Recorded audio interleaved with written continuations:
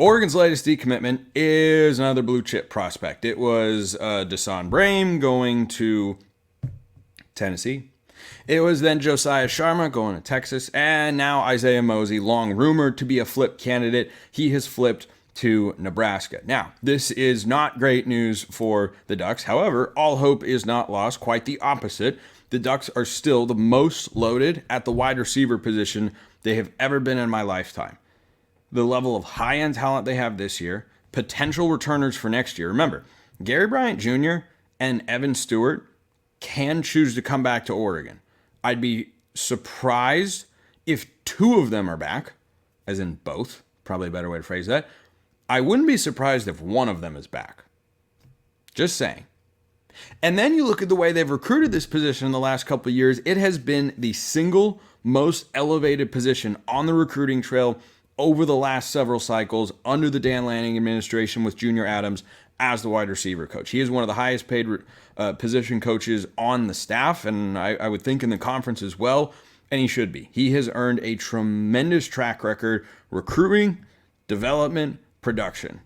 Those are the three aspects that you look for when evaluating a position coach. He's knocking them all out of the park. Just had 2,000-yard receivers at a program that hadn't seen a 1,000-yard receiver in 5 seasons. That's not bad. that's not bad. Tez Johnson, by the way, preseason watch list for the Biletnikoff Award, as he should be. I think that'll probably be Oregon's leading receiver this season. But the reason I say it's not the best news that Isaiah Mozee decommitted is twofold. Number one, he's a good player. Okay, he's capable of being a good football player, and you don't like to lose those sorts of guys, even if you have a bunch of other talent stacked up. Is this a disaster for Oregon's receiver room? No, it certainly is not. The depth is there. I'll go into that more in just a moment. But number two, here is my least favorite part of talking about recruiting. When a player decommits from your school, the only sort of negative comments or silver lining remarks you tend to, not the only ones, but one that pops up a lot is, he wasn't actually any good. The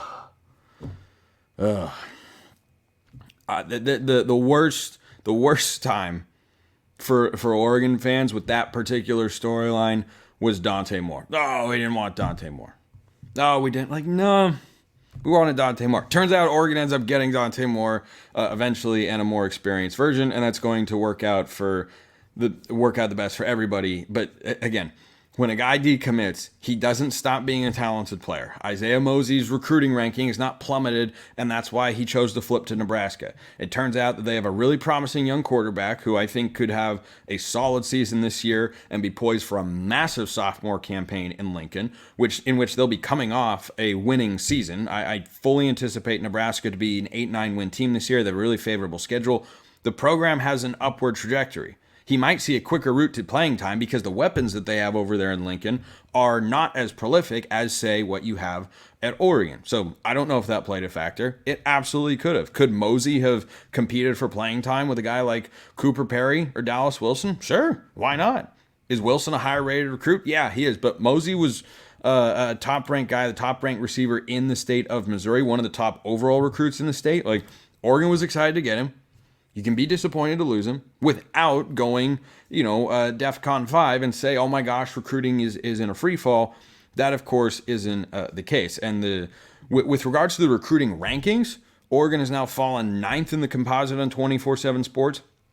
They were up to 6th after the Trey McNutt commitment, and that commitment from a ranking standpoint looking even bigger because Oregon is trying to do what they've never done before, and that's string together 3 consecutive top 10 recruiting classes. And that Trey McNutt commitment, I talked about the importance of it last week on the show, continues to look more and more important along those lines. But is losing Isaiah Mozee a bummer? Yeah. When I watched him, I saw a guy who could be a player in Oregon's offense, who can be a good receiver at the high-end college ranks.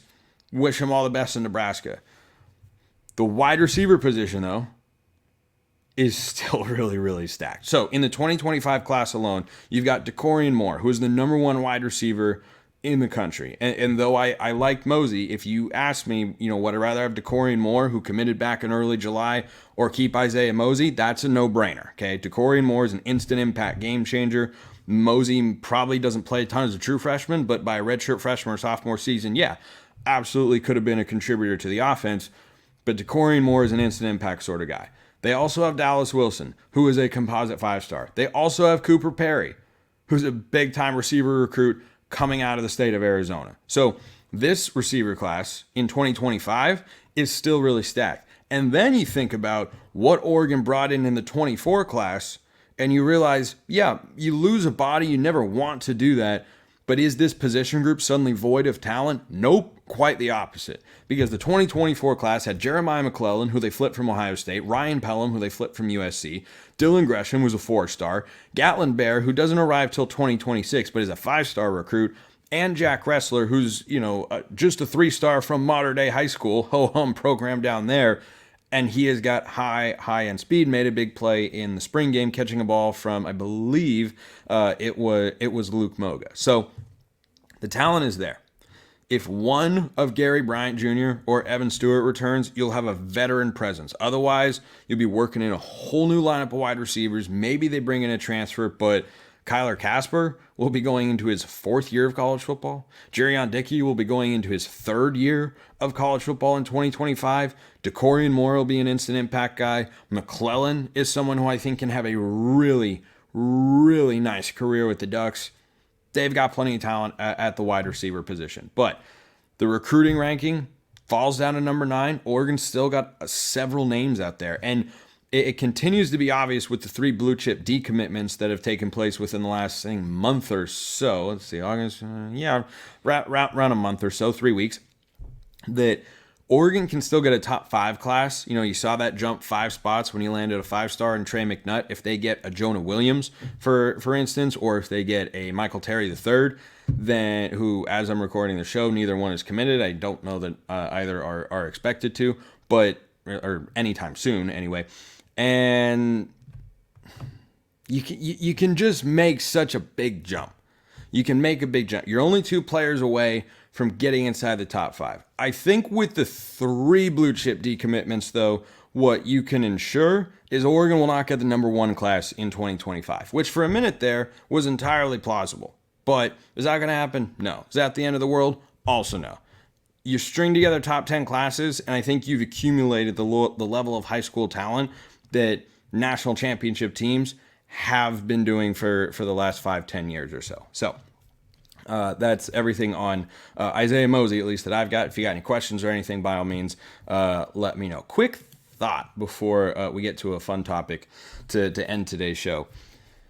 This whole That Team Out West campaign that Oregon's rolling out, the Hard Knocks video that is available on YouTube or Twitter to watch, it's about half an hour long.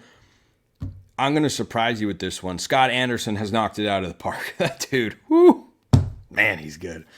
He and everybody else, I'm sure he's not doing that alone. They're rock stars. It's so great. It's fantastic to watch. But online, you'll see some negative takes on, Oregon's just trying to, coin the term That Team Out West to make themselves seem like something they're not, and they're just trying to blah. Honest take, I don't have a strong reaction to it. If Oregon's manufacturing it, I think it's partially promote their documentary series of everything that's detailing fall camp, and partially because, they want to get on people's radar. And they don't mind if they upset a few folks along the way.